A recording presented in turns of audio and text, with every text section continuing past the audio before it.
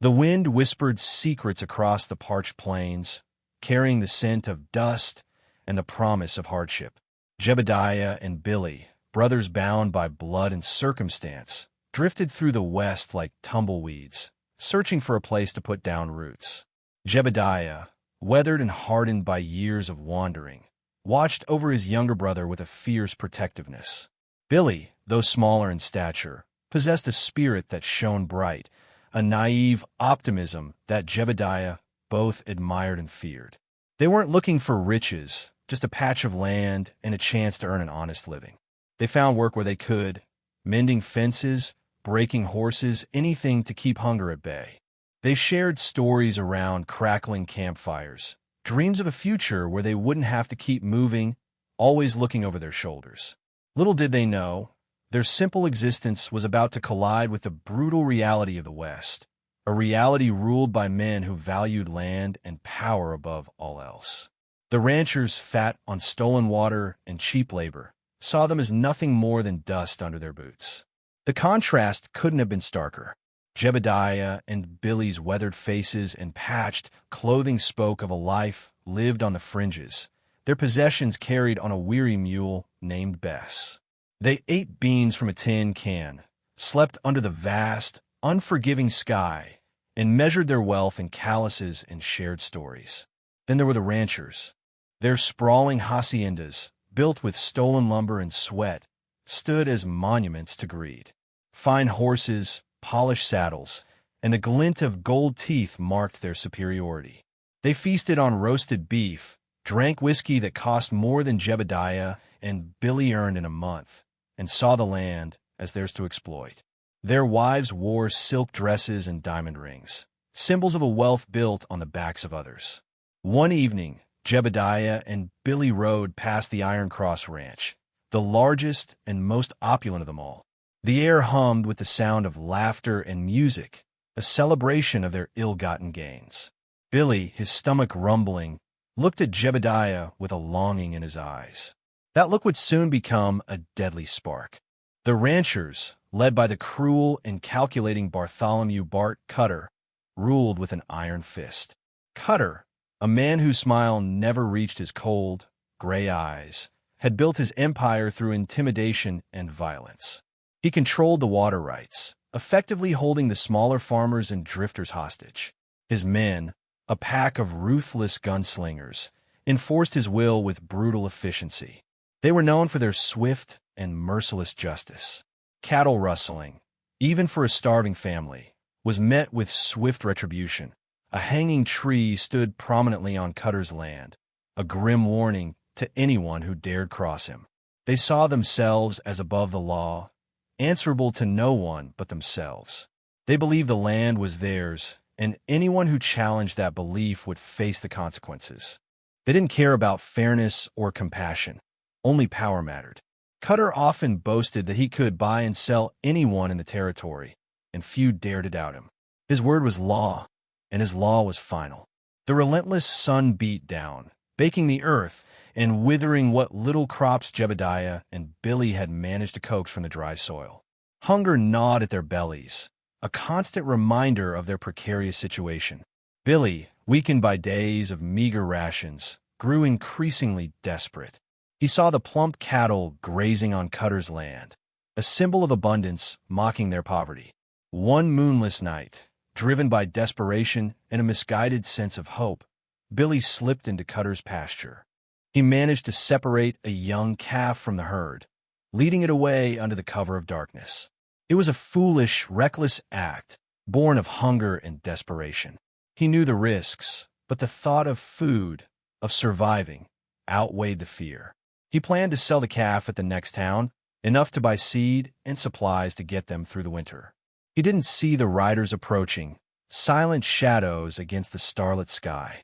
Cutter's men had been expecting someone to try something sooner or later. The ranchers descended upon Billy like wolves on a lamb. There was no warning, no chance to explain. They knocked him off his feet, the stolen calf scattering into the darkness. Cutter's men, faces hidden by bandanas, showed no mercy. They beat him mercilessly, their fists and boots landing with sickening thuds. Billy cried out, but his pleas were swallowed by the night. Cutter himself arrived, his face illuminated by a lantern. He surveyed the scene with a cold detachment, a predator assessing its prey. He didn't see a desperate young man trying to survive. He saw a thief, someone who dared to challenge his authority. He gave a curt nod, a silent order. The men dragged Billy to the hanging tree, the gnarled branches silhouetted against the moon. No trial, no jury, just swift and brutal justice. They strung him up without a second thought, a lifeless figure swaying in the wind. It was a message, a clear and terrifying message to anyone who dared to defy Bart Cutter. Jebediah found Billy's body the next morning, swaying gently in the breeze. The sight etched itself into his soul, a brand of grief and rage. He cut Billy down, his hands trembling with a mixture of sorrow and fury. As he cradled his brother's lifeless form, he saw the arrogance in the rancher's actions, the utter disregard for human life. They hadn't even bothered to bury him, leaving him as a warning to others. Cutter and his men likely believed they had sent a message that the matter was closed. They probably toasted their justice that very night, secure in their power. They underestimated the bond between brothers, the dormant fire that smoldered within Jebediah. They didn't know about his past, the darkness he had tried so hard to bury. They thought they had killed a thief. They had instead awakened a monster. As Jebediah dug Billy's grave, a transformation began, the drifter fading away to reveal something far more dangerous. The truth was, Jebediah hadn't always been a drifter. Years ago, he was a soldier, a cog in a machine of violence.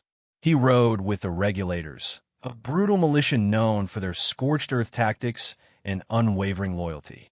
They were the iron fist of a corrupt government, dispensing justice with bullets and fire. Jebediah was one of their best, a skilled marksman and a ruthless fighter. He left that life behind, haunted by the things he had done, the lives he had taken. He sought redemption in a quiet existence, hoping to outrun his past. He buried his weapons, both literal and metaphorical, and tried to become a different man. He taught Billy to read, shared stories of a peaceful future, and tried to shield him from the darkness that still lingered within him. Now, standing over Billy's grave, that darkness resurfaced. The skills he had tried to forget, the instincts he had suppressed, clawed their way to the surface. The quiet drifter was gone, replaced by the cold, calculating killer he once was. He knew what he had to do. He knew how to do it.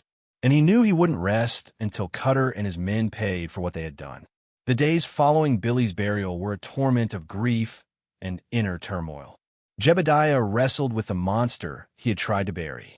He remembered the faces of the men he had killed, the screams that still echoed in his nightmares. He knew that embracing his violent past would mean sacrificing any chance of peace, any hope of redemption. He sat by the fire each night, staring into the flames, haunted by Billy's smiling face. He thought of the dreams they had shared, the future that had been stolen from them. The grief was a crushing weight, threatening to consume him. But beneath the grief, a cold resolve began to solidify. He couldn't let Billy's death be in vain. He couldn't let Cutter and his men get away with their brutality. The decision was agonizing, a battle between the man he wanted to be and the man he was. In the end, the pull of vengeance proved too strong. He would become the instrument of Billy's justice, even if it meant condemning himself in the process. He would embrace the darkness, not because he wanted to, but because he had to. Jebediah's grief transformed into a chilling focus. He began his preparations with the same methodical precision he had learned in the militia. First, he needed weapons. He remembered burying a rifle and a Colt Peacemaker near an old oak tree some miles away, relics from his past life. He retrieved them, cleaning and oiling them until they gleamed. Next, he needed supplies. He sold Bess, his loyal mule, for a meager sum, using the money to buy ammunition, dynamite, and dried food. He studied maps of the area, memorizing the terrain, the hidden paths, and the weak points in Cutter's defenses. He spent hours sharpening his knives, the steel glinting in the firelight. He was becoming a ghost, a shadow, preparing to wage a one-man war against the Iron Cross Ranch. He was no longer Jebediah, the drifter. He was a weapon, honed and ready to strike. He knew he had to be smart, patient, and ruthless if he hoped to succeed. Cutter had power and numbers, but Jebediah had something far more dangerous: unwavering resolve. Jebediah knew Cutter's wealth and power stemmed from his control of the water. He decided to strike at the heart of Cutter's operation. He discovered the source of the ranch's water supply, a hidden spring high in the mountains, diverted through a series of pipes and reservoirs. Under the cover of darkness, Jebediah made his move. He used the dynamite he had acquired to collapse the entrance to the spring, burying it under tons of rock and earth. He then sabotaged the pipes, strategically placing charges to cause maximum damage. The explosions echoed through the mountains, a distant rumble that wouldn't raise immediate alarm. By morning, the Iron Cross Ranch would be without water, their cattle dying of thirst, their fields turning to dust. It was a calculated blow, designed to cripple Cutter's operation and send a clear message. This was just the beginning. Jebediah watched from a distance as the chaos unfolded, a grim satisfaction washing over him. He had drawn first blood, and the hunt had begun. The ranchers' arrogance had blinded them. They thought they were untouchable, but Jebediah was about to show them just how wrong they were. The morning sun revealed the extent of the damage. Parched earth, empty reservoirs, and panicked cattle painted a picture of impending disaster. Cutter's rage was volcanic. He knew this wasn't a random act of sabotage. It was a deliberate attack, a declaration of war. He gathered his men, their faces grim, their eyes filled with a mixture of fear and fury. "Someone's trying to make a fool of us," Cutter roared, his voice echoing across the barren landscape. "Find him. Find whoever did this, and bring him to me. I want him to suffer." The manhunt began immediately. Cutter's men fanned out across the territory, their horses kicking up dust as they searched for any sign of the saboteur. They questioned farmers, threatened drifters, and scoured the mountains for clues. They were like a pack of bloodhounds, driven by Cutter's promise of reward and the fear of his wrath. Cutter, however, knew this wasn't just about the water. This was about respect, about maintaining his control. He wouldn't rest until the person responsible was hanging from his tree, another grim warning to anyone who dared to challenge him. He had no idea the storm that was coming. Jebediah used the terrain like a weapon. He knew every canyon, every crevice, every hidden trail. He moved like a ghost, blending into the landscape, always one step ahead of his pursuers. He set traps, ambushes designed to whittle down Cutter's forces. A carefully placed snare here, a tripwire attached to a shotgun there. He picked them off one by one, silently and efficiently. A lone rider investigating a strange noise would suddenly find himself staring down the barrel of Jebediah's rifle. A group of men following a false trail would stumble into a carefully constructed ambush, finding themselves surrounded and outgunned. He didn't kill indiscriminately. He targeted the most ruthless, the ones who had participated in Billy's murder. He left the others wounded, a warning to stay away. He wanted Cutter to know that he was coming, that his men were dying, and that there was nothing he could do to stop it. The manhunt turned into a nightmare for Cutter's men, a constant state of fear and paranoia. They knew they were being hunted, but they never knew where or when Jebediah would strike next. He was becoming a legend, a phantom, and Cutter's power was starting to crumble. Jebediah found himself cornered in an abandoned mine, pursued by 3 of Cutter's most seasoned gunslingers. He had been tracking them for days, intending to set an ambush, but they had somehow anticipated his move. Now he was trapped, the only exit blocked by his pursuers. The lead gunslinger, a man named Snake Thompson, grinned cruelly. "Nowhere left to run, drifter," he sneered. "Cutter wants you alive, but I ain't making no promises." Jebediah didn't reply. He knew talking would be a waste of breath. He crouched low, his Colt Peacemaker drawn, his eyes narrowed. Thompson and his men advanced cautiously, their guns trained on Jebediah's position. Suddenly, Jebediah burst from cover, firing with lightning speed. One gunslinger fell instantly, a bullet through the heart. Thompson, caught off guard, managed to dodge the shot, but his partner wasn't so lucky. Jebediah moved with a brutal efficiency, a whirlwind of violence. He disarmed Thompson with a swift kick, then slammed the butt of his pistol into the man's face, sending him sprawling. The fight was over in seconds. Jebediah stood over the fallen gunslingers, his face grim, his gun still smoking. He left Thompson alive, but barely. Another message for Cutter. The ruthless ranchers were now realizing they were up against a force far more deadly than they could have imagined. The bodies of Thompson's men were discovered, another stark reminder of Jebediah's relentless pursuit. Cutter's rage reached a boiling point. He had lost men, water, and now his carefully cultivated fields were next. One night, under the cloak of darkness, Jebediah set fire to Cutter's fields. The dry grass ignited quickly, the flames spreading rapidly, consuming everything in their path. The fire roared, casting an eerie glow across the landscape, a symbol of Jebediah's scorched-earth vengeance. Cutter and his men watched helplessly as their livelihood went up in smoke. The fire was more than just a physical blow. It was a psychological one, a demonstration of Jebediah's unwavering commitment to destruction. It was a message that he would stop at nothing to avenge his brother's death. The burning fields were a clear indication that Jebediah wasn't just seeking justice. He was seeking complete annihilation. The conflict had escalated to a new level, a point of no return. Cutter, now facing the potential ruin of his empire, knew he had to act decisively, or he would lose everything. He had to end this once and for all. Cutter, consumed by a blind rage, abandoned all caution. He couldn't stand the thought of losing everything he had built. He couldn't rely on his remaining men. They were demoralized and terrified. He decided to take matters into his own hands.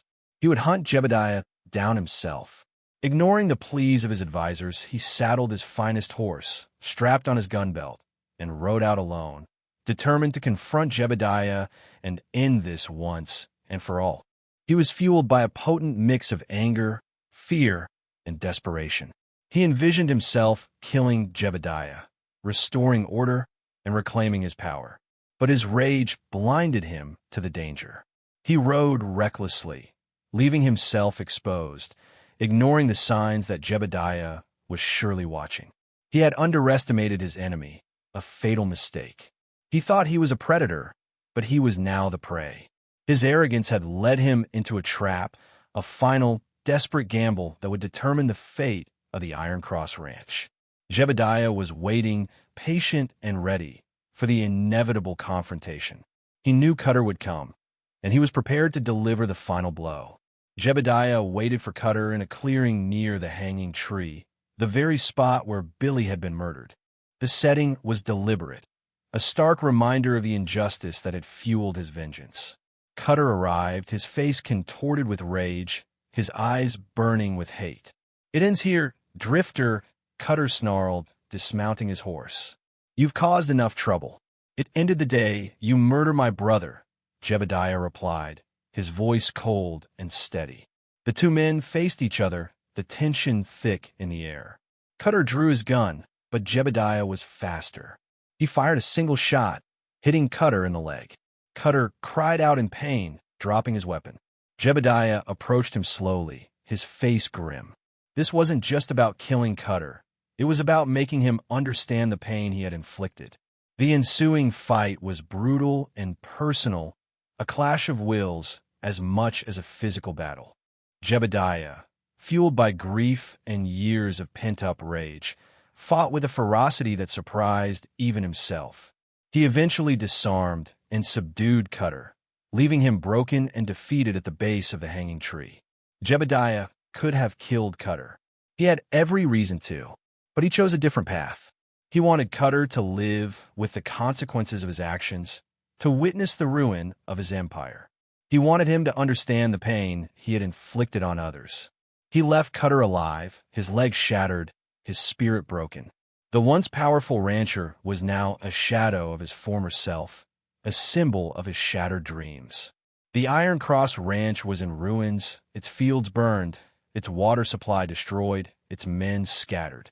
Cutter's reign of terror was over.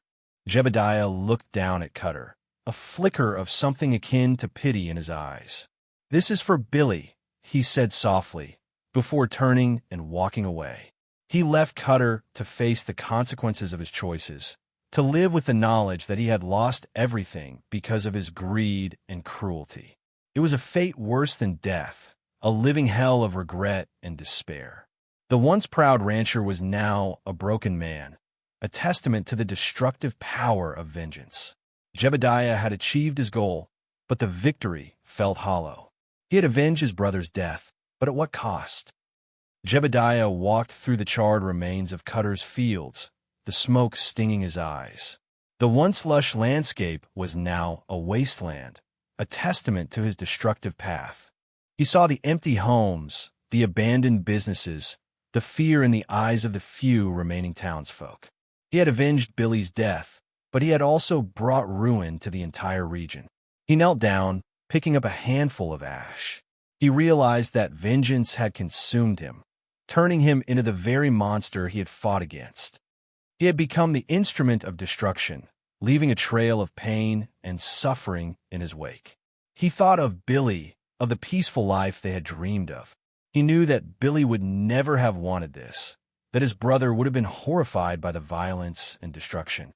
The realization hit him hard, a crushing weight of guilt and remorse.